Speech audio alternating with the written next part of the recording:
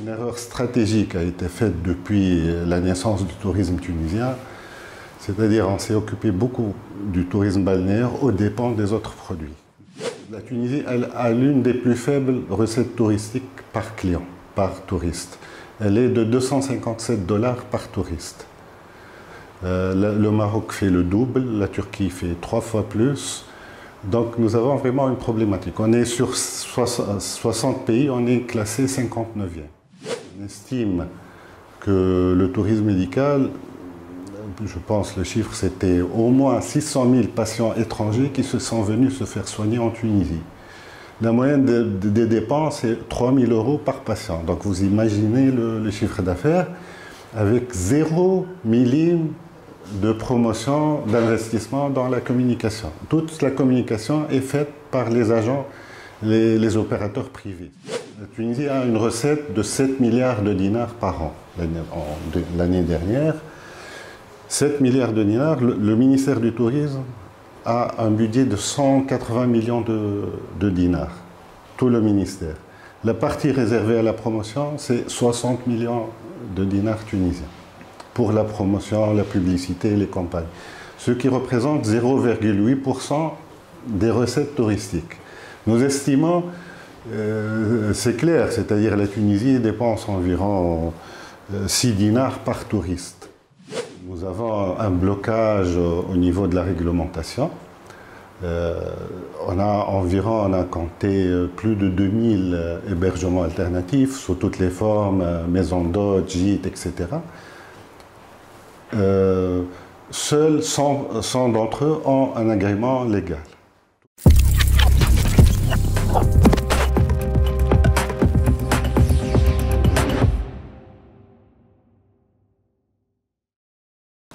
Houssem Ben Azouz, président de la Fédération interprofessionnelle du tourisme tunisien, plus connue sur FI2T, en abrégé, Jama al-Mehni al-Mushtarka al-Siyah. Fédération, donc c'est un syndicat professionnel qu'on a fondé depuis mars 2016.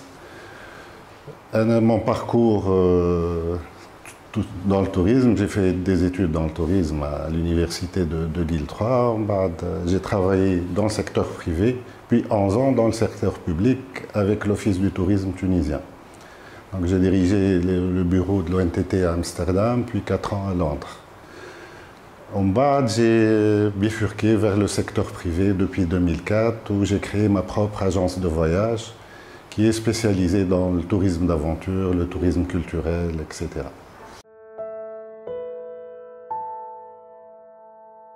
La FI2T, donc, comme je vous ai dit, elle a été créée en mars 2016. Bon, c'est une vieille idée avec des collègues. C'est-à-dire qu'on a vu qu'il y avait une sorte de gap, un problème de représentativité des opérateurs qui ne sont ni agences de voyage, ni hôtels. Donc on a vu qu'il nous manquait comme un chaînon manquant dans la représentativité de la profession.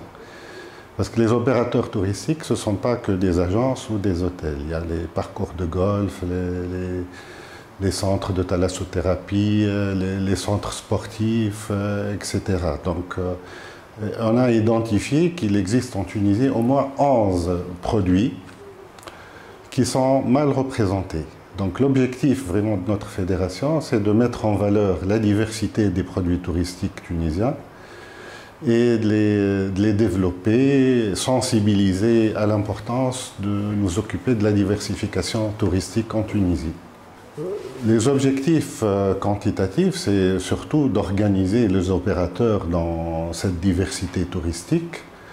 Ils sont organisés en groupements professionnels, donc chaque produit a son groupement professionnel. Par exemple, on a une dizaine de groupements professionnels.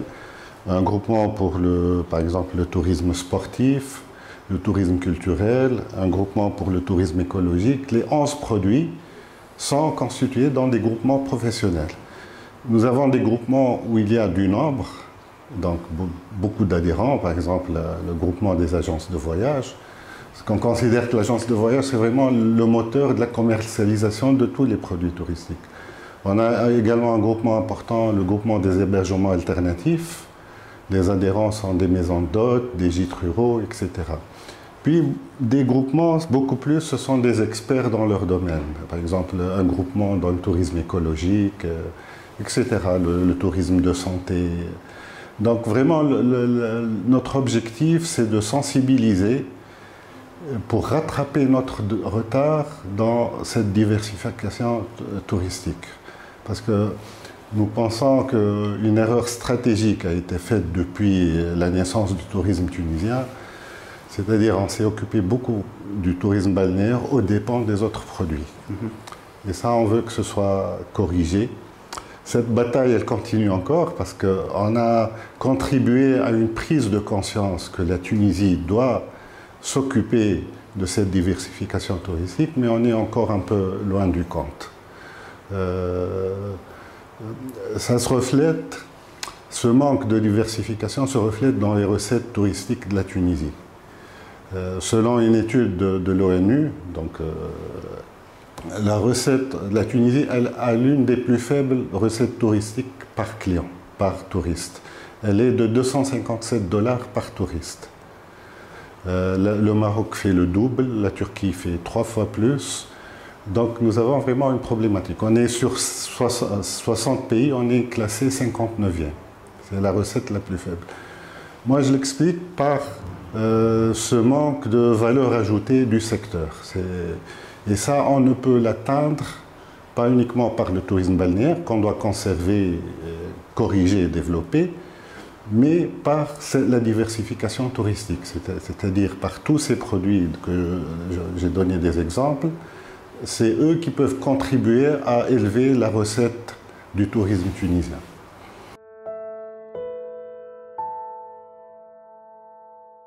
La Fédération tunisienne de l'hôtellerie s'occupe des hôtels, c'est-à-dire les adhérents sont tous les hôtels classés. Donc c'est une corporation. Par contre, notre fédération, elle est interprofessionnelle, c'est-à-dire tous les opérateurs qui ont un lien direct avec le tourisme peuvent adhérer à notre fédération, que ce soit un gîte rural, une maison d'hôtes, un parcours de golf, un centre de thalasso, un centre sportif. Toute cette diversité peut adhérer dans notre fédération. Comme je vous ai dit, donc on considère qu'en Tunisie, il y a au moins 11 produits qui existent, mais à des échelles de développement différentes. Par exemple, il y a le groupement tourisme de santé, qui englobe 4 sous-produits, le tourisme médical, la thalassothérapie, le thermalisme et le tourisme des seniors. Nous avons le groupement des hébergements alternatifs, donc les maisons d'hôtes, les gîtes ruraux, les campings touristiques, le tourisme sportif, le golf, le tennis, etc. Bien sûr, le tourisme culturel, donc, on peut en reparler en détail également, le tourisme écologique, le tourisme nautique, qui est très important, le tourisme subaquatique, donc tout ce qui est plongée sous-marine, le tourisme d'aventure et sahérien, le tourisme d'affaires, le MICE, le tourisme auto-moto, qui est un produit très important, et aussi le tourisme aéronautique.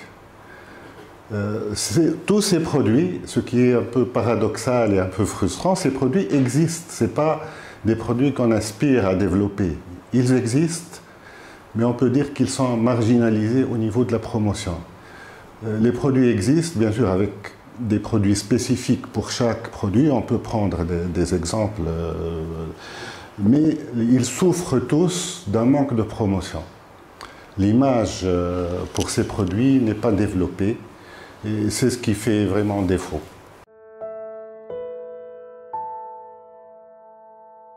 Bien sûr, le côté digital est très important, surtout dans le secteur touristique. Vous vous souvenez, nous avons perdu la bataille avec les tours opérateurs dans la commercialisation de les destinations via les brochures.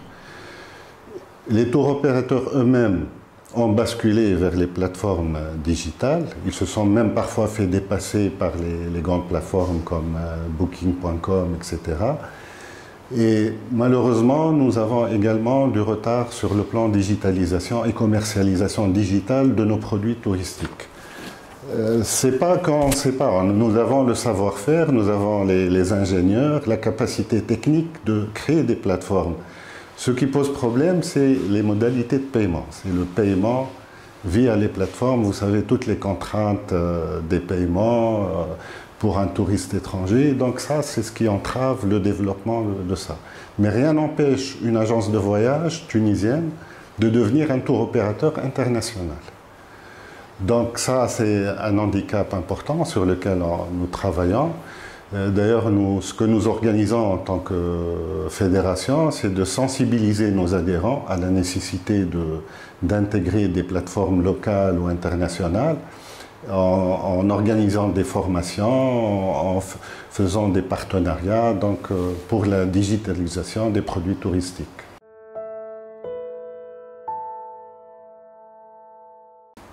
Le secteur est en pleine évolution, donc depuis une dizaine d'années, bien sûr, parce que je ne parlerai pas trop de l'hôtellerie, mais je considère que la Tunisie, jusqu'à il y a 10 ans, elle a surtout fait de l'hôtellerie, elle n'a pas vraiment fait du tourisme. Donc il y a une prise de conscience de la diversité de la demande touristique. Parce qu'il n'y a pas une seule demande touristique, il y a plusieurs demandes touristiques qui se déclinent selon les produits. Bien sûr, la demande principale reste, moi je pense qu'elle restera toujours la demande balnéaire. Le balnéaire ne va jamais disparaître, il doit s'adapter, mais ne va pas disparaître. Mais il y a un développement important des autres produits touristiques, des autres segments de marché touristique. Par exemple, le tourisme de santé, le tourisme d'aventure qui est en plein développement, le tourisme écologique.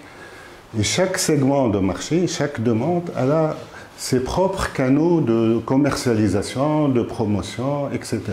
Et c'est ce qu'on n'arrive pas à saisir un peu en Tunisie, c'est qu'il n'y a pas, comme je vous ai dit, une seule demande, il y a plusieurs demandes et chaque demande est structurée à sa façon. Par exemple, le tourisme d'aventure a ses propres salons, ses propres magazines, sa propre communication, ses propres tours opérateurs spécialisés. Le tourisme golf, pareil. Donc c'est pour ça qu'on ne peut pas avoir une communication institutionnelle où on met tout ensemble. Il faut vraiment segmenter également notre communication, la cibler également pour pouvoir atteindre un résultat. Et normalement, c'est un travail qui doit se faire en tandem entre secteur public et secteur privé. Bien sûr, le secteur privé, il est obligé de batailler pour travailler. Parfois, je vais donner quelques exemples, le secteur public est carrément absent sur certains produits qui sont très importants. Par exemple, on a vu le développement en Tunisie du tourisme médical. Le tourisme médical s'est développé, ce qui génère un chiffre d'affaires très important. On estime que le tourisme médical, je pense le chiffre c'était au moins 600 000 patients étrangers qui se sont venus se faire soigner en Tunisie. La moyenne des dépenses est 3 000 € par patient. Donc vous imaginez le chiffre d'affaires avec 0 millime de promotion, d'investissement dans la communication. Toute la communication est faite par les agents, les opérateurs privés, c'est-à-dire les cliniques, les chirurgiens, les praticiens, les agences spécialisées dans le tourisme de santé. Par contre, si cette promotion était faite par les deux côtés, donc on doublerait nos moyens. C'est pour ça qu'il y a des destinations de tourisme de santé qui ont démarré après nous, le Maroc ou la Turquie, qui nous ont largement dépassés. Parce que cette promotion se fait en tandem, privé-public, alors qu'en Tunisie, elle est assumée uniquement par les privés. Pareil pour d'autres produits. Donc l'idéal, c'est que la locomotive soit tirée par les deux, par le secteur privé et le secteur public. Les tendances, comme je vous ai dit, c'est vraiment la segmentation de la demande. C'est-à-dire, à côté de la demande balnéaire qui va exister, continuer. Par exemple, un golfeur, il peut venir en vacances estivales en famille avec sa famille, sans jouer au golf, mais il va voir que la Tunisie est une destination golfique, il reviendra pour jouer au golf. Il peut également revenir pour faire de la plongée sous-marine, ou faire du nautisme, ou faire un circuit culturel. Donc, à côté du balnéaire, il y a d'autres demandes touristiques, et la Tunisie doit s'adapter à ces demandes touristiques. Donc, On peut laisser en priorité le balnéaire parce qu'on a beaucoup investi dans ce domaine, mais on doit s'occuper des autres demandes. Et c'est le moyen pour élever notre recette touristique. La Tunisie peut faire au moins autant que le Maroc, mais elle ne pourra le faire qu'en diversifiant ses produits et en attirant ces segments de clientèle. Je pense beaucoup plus la tendance, je connais que beaucoup d'opérateurs tunisiens, des collègues agences de voyage, prennent conscience de ces segments de marché où on fait moins de volume mais des chiffres d'affaires beaucoup plus importants. Ils commencent depuis, je pense, une dizaine d'années à s'intéresser à ces segments et de plus en plus, ils font la promotion de la Tunisie pour attirer ce type de clientèle. Par exemple, dans le tourisme d'affaires, le maïs, le tourisme culturel, l'écotourisme, le tourisme sportif, le golf, donc en apportant des réponses à cette demande internationale.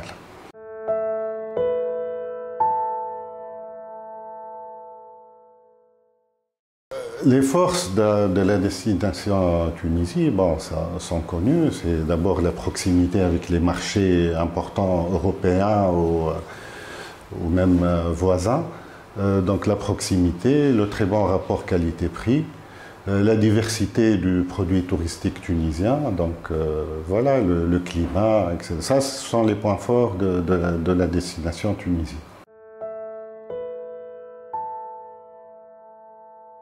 Ben, les faiblesses, c'est surtout un manque d'investissement dans la promotion de l'image de la Tunisie. Donc, juste, je rappelle les chiffres. La Tunisie consacre 0,8% de toutes les recettes touristiques. La Tunisie a une recette de 7 milliards de dinars par an l'année dernière. 7 milliards de dinars, le ministère du Tourisme a un budget de 180 millions de dinars, tout le ministère. La partie réservée à la promotion, c'est 60 millions de dinars tunisiens pour la promotion, la publicité et les campagnes, ce qui représente 0,8% des recettes touristiques. Nous estimons, c'est clair, c'est-à-dire la Tunisie dépense environ 6 dinars par touriste. Le Maroc dépense le double, la Turquie le triple, etc. Donc on a vraiment un problème structurel au niveau des moyens pour faire connaître la destination, notre capacité de générer, donc de communiquer sur la destination, et c'est une grande faiblesse, ça. C'est vraiment un problème. Et puis surtout, comme je l'ai expliqué, ces produits diversifiés n'ont quasiment pas de budget de promotion. Ils sont pas connus. Ce qui est paradoxal, par exemple pour le tourisme culturel, on a un patrimoine culturel extraordinaire, les sites archéologiques, Carthage, mais notre image est très très faible. Donc vraiment, on a un problème de moyens. Nous estimons que le secteur mérite d'avoir un budget beaucoup plus important. Le transport pour le tourisme est capital, est très important, surtout le transport aérien. Donc on sait bien qu'on a toujours du retard pour la décision d'ouvrir le ciel, l'Open Sky, surtout sur l'aéroport de Tunis, et ce qui porte un peu préjudice à la destination, parce que sans ouverture du ciel, comme l'ont fait nos concurrents directs, Maroc, Turquie, nous aurons toujours un retard important, parce que c'est très important qu'il y ait ce low cost, ces liaisons donc, aériennes directes à des coûts raisonnables.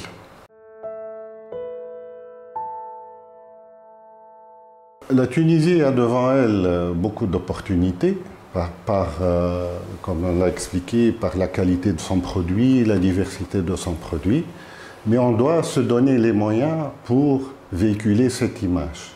Notre grand point faible, que je dis, c'est vraiment la faiblesse de l'image à l'international.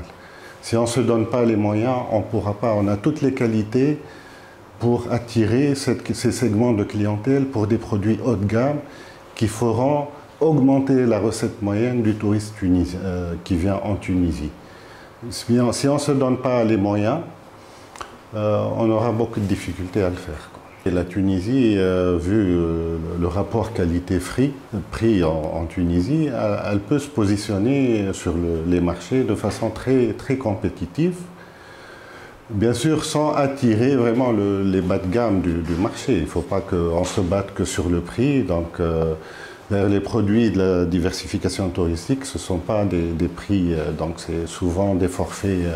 Mais on reste très compétitif par rapport à nos concurrents. Je prends l'exemple du golf ou de la thalassothérapie.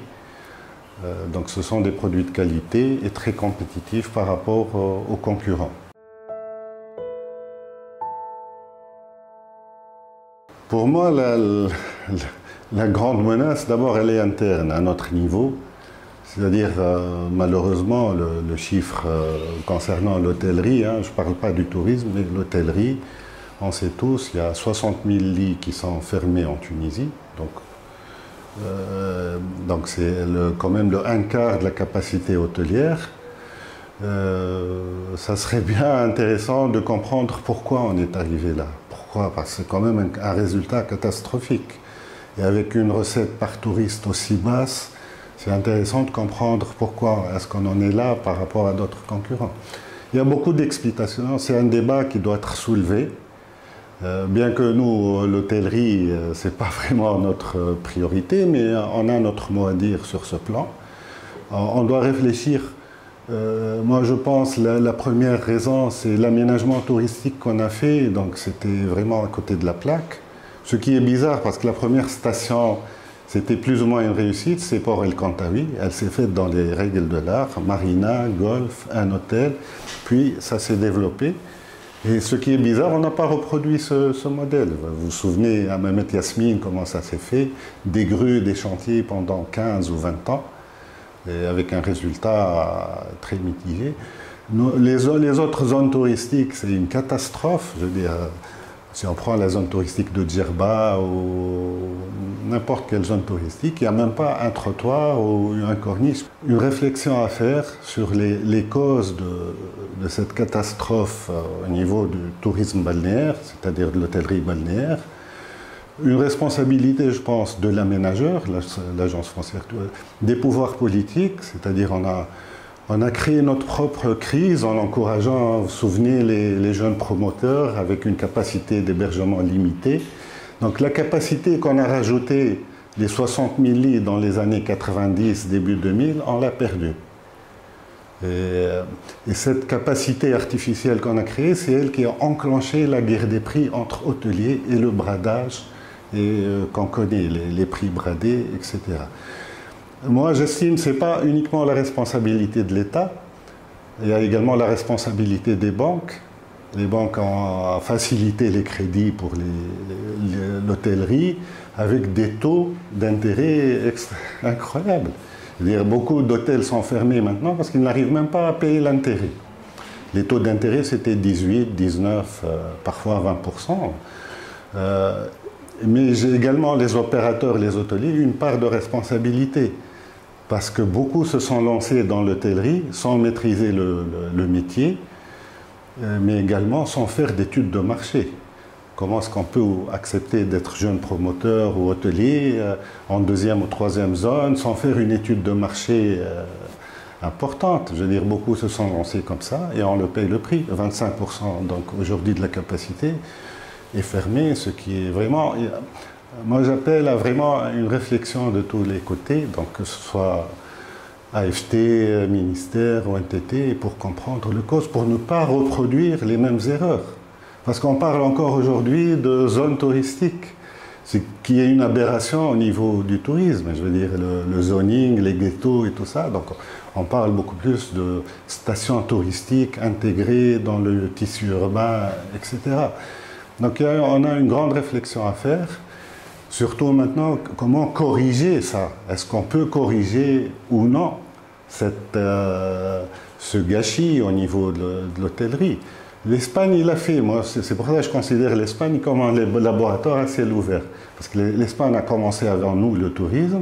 Ils ont fait les mêmes bêtises. Ils ont fait des zones touristiques aberrantes, mais ils n'ont pas hésité à détruire les tours à Marbella, à obliger les hôteliers à créer une corniche, à reculer, à créer de la vie dans dans les stations touristiques ou les zones touristiques. Donc il y a tout ce travail qui doit être fait.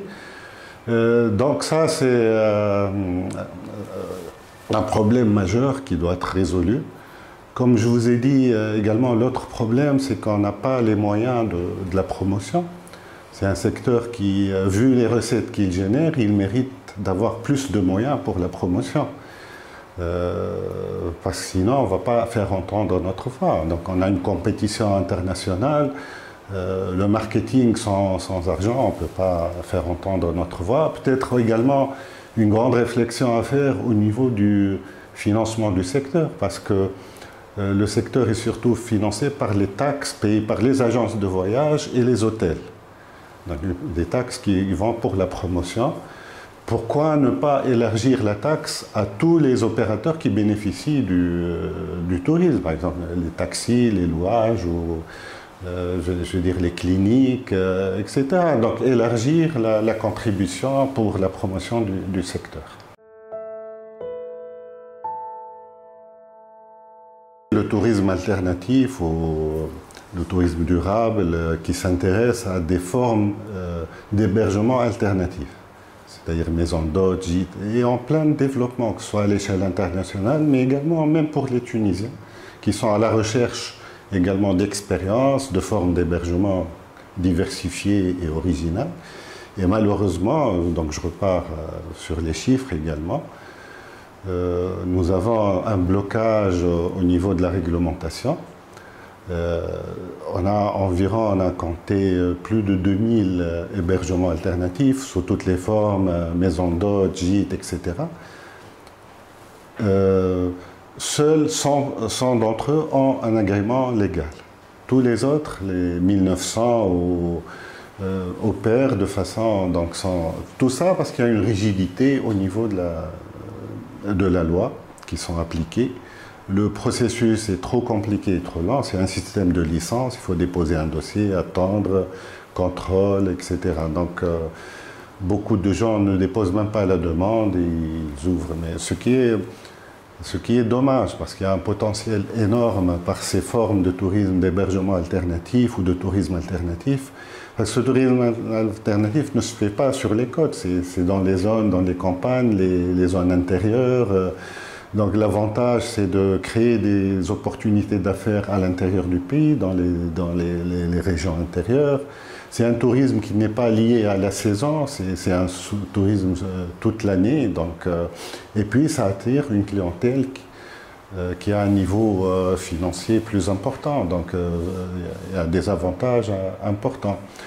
Et nous espérons, ça fait notre fédération plus de 2 ans que nous bataillons pour le passage du système licence pour l'hébergement touristique alternatif vers un cahier des charges qui soit assez flexible pour englober tous ces opérateurs.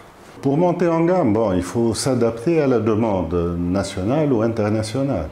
Donc la demande internationale, je vous ai dit, elle est devenue très segmentée, très diversifiée. Et elle recherche des expériences qui sortent de l'ordinaire. Donc, un hébergement insolite, des randonnées, donc des activités, toutes sortes d'activités, activités sportives, trekking dans le désert. Et il faut apporter des produits adaptés à ces demandes. C'est-à-dire dans tous les produits qu'on a cités, par exemple dans le culturel, le sportif, l'écotourisme, etc., le tourisme automobile. Donc si on est capable d'apporter les produits adaptés, que ce soit aux tour opérateurs ou aux voyageurs indépendants, on va générer des recettes plus importantes et ça va contribuer au développement du tourisme en Tunisie. C'est vrai que maintenant la tendance, ce qu'on appelle le FIT, c'est le voyageur indépendant, le touriste indépendant qui aime bien réserver son avion, son hébergement et venir et même prendre le transport existant, que ce soit les louages, les trains. Donc c'est de plus en plus cette demande. Mais également les agences de voyage, je sais, reçoivent également des demandes de particuliers directs, des familles, un couple, etc. Donc qui souhaitent que l'agence de voyage apporte un produit adapté.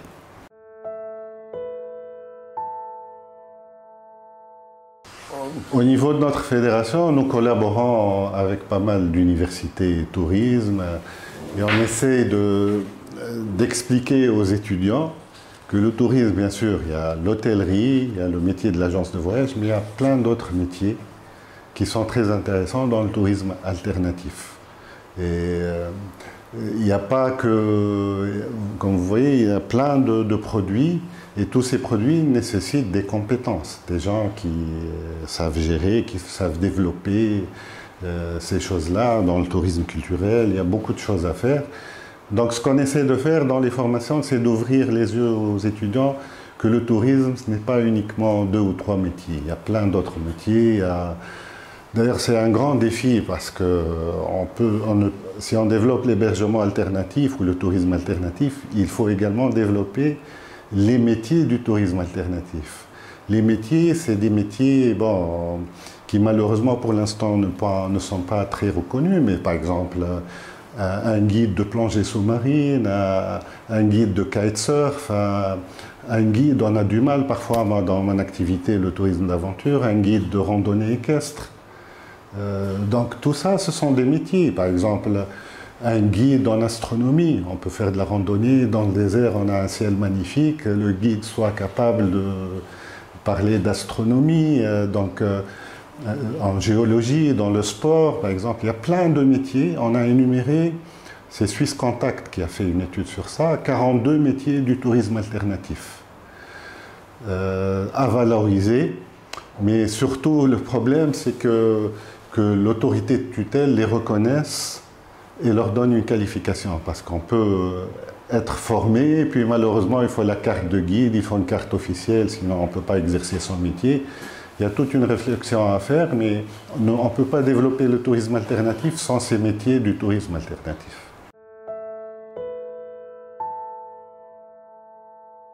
Pour la digitalisation, c'est très important parce que c'est le moyen maintenant international le plus évident pour tout le e-commerce, même dans le tourisme, les voyages, etc. À l'échelle nationale, il n'y a pas de problème. Au contraire, il n'y a pas de contraintes techniques.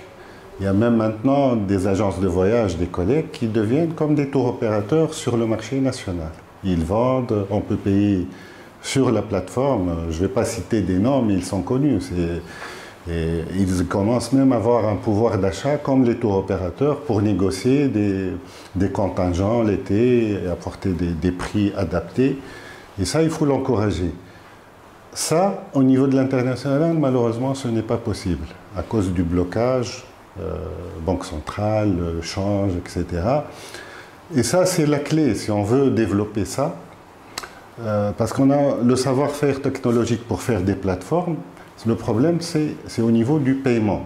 Parce qu'un touriste étranger qui rentre sur une plateforme tunisienne, il peut acheter le produit, mais il aura peur, en cas de litige, est-ce qu'il peut se faire rembourser, etc. Le paiement, comment on doit se faire l'opération, c'est ce qui bloque. Si on arrive à résoudre ce problème, on peut facilement avoir des tours opérateurs tunisiens qui vendent à l'international, sans passer par des relais, ni tour opérateurs, ni agences de voyage. Ça peut être un business B2C, agence tunisienne ou structure opérateur tunisien avec l'étranger. Parce que sinon, c'est compliqué, vous le savez très bien, donc c'est très difficile, quoi. Et ça ne met pas en confiance le touriste étranger à aller dans ce process. Il faut le tranquilliser, le sécuriser. En cas de litige, si la prestation n'est pas bonne, à qui il va s'orienter, parce que dans son pays, ils ont des syndicats, donc il y a toute une procédure. Si on arrive à résoudre ce problème technique au niveau du paiement, plus on sécurise le client, il est tranquille en cas de problème, et donc il peut se retourner contre... donc il n'y aura pas de problème, ça peut se développer très très fort.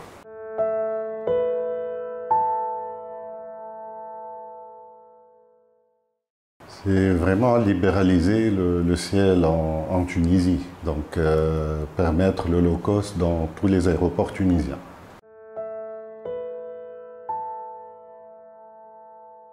Un maximum de souplesse et d'ouverture.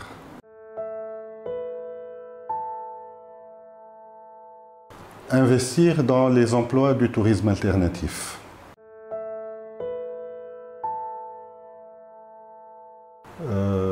Renforcer la sécurité sans que ce soit un handicap pour les activités touristiques.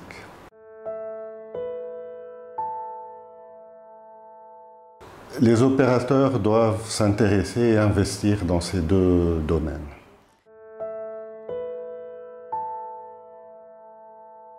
Nous devons rattraper notre déficit en images en investissant et apporter une réflexion comment augmenter nos moyens de promotion.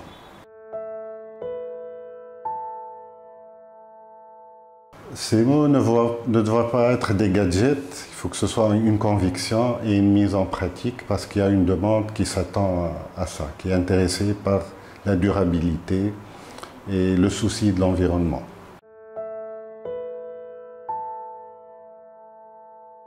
Là, on parle de gouvernance du secteur, donc une réforme doit être faite sur le plan. La bonne gouvernance du secteur touristique, qui est à 100% privé, il faut que ce soit une gouvernance mixte, publique et privée.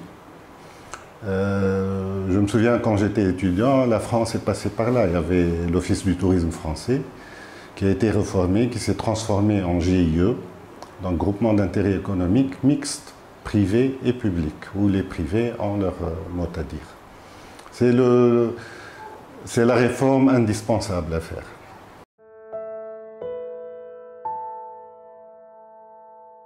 Le tourisme alternatif ou la diversité du produit touristique tunisien, c'est vraiment l'avenir de la destination. Il ne faut pas hésiter à y aller. Ce sont des marchés extraordinaires en plein développement. Il suffit d'adapter nos produits et nos packages touristiques à cette demande et on réussit.